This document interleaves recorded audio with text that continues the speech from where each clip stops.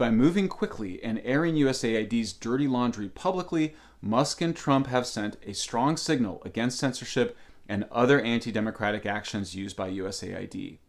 USAID has the unique distinction of being both a deep state agency involved in covert actions aimed at destabilizing foreign governments and one of the main U.S. government agencies that comprise the foreign policy establishment. The pursuit of globalism and foreign intervention has proved not only to be costly and distracting, but has also fueled abuses of power against American citizens. Since his first election in 2016, it has become even more evident that blowback from U.S. foreign policy would disrupt harmony at home. To combat alleged misinformation, the censorship industrial complex used counterterrorism and intelligence tactics developed abroad, including psychological operations, and repurposed them to shape domestic opinion and thought. This repurposing of national security tools was a key feature of the weaponization of government against Trump, his supporters, and other dissidents. As part of U.S. government efforts to overthrow governments abroad or simply influence what they do, USAID has in recent years been funding censorship advocacy worldwide through its Countering Disinformation program, which is part of its Consortium for Elections and Political Process Strengthening.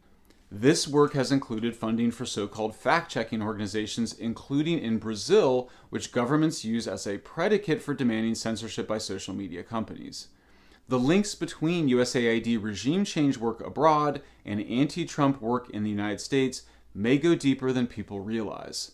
Before working at the Department of Homeland Security, Nina Jankowicz worked on democracy assistance programs for NDI, the USAID-funded program in Eastern Europe.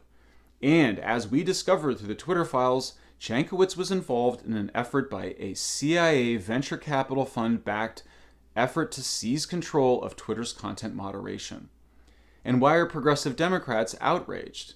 Well, in part because USAID funded many of them, including Alexandria Ocasio-Cortez. Trump and Musk can likely expect significant congressional blowback this week due to their abrupt halting of USAID funding, the firing of its leaders, and the shutting down of its website and X accounts. Trump may have anticipated the rising concern when he reassured a reporter last night that he had not made a decision about the future of the organization and was simply removing the radical lunatics who ran it. It is incredible that Trump, who Democrats in the media derided as a fascist for years, has done significantly more than ostensibly left-wing figures like Ocasio-Cortez to challenge the blob. Trump's focus on sovereignty, realism, and strength is a major departure from decades of foreign meddling, regime change, and influence operations. This move is a key step in shifting U.S. focus away from globalist projects and back to domestic prosperity, which has been a feature of Trump's platform for years. Said Trump in 2016, "We will no longer surrender this country or its people to the false song of globalism. The nation-state remains the true foundation for happiness and harmony."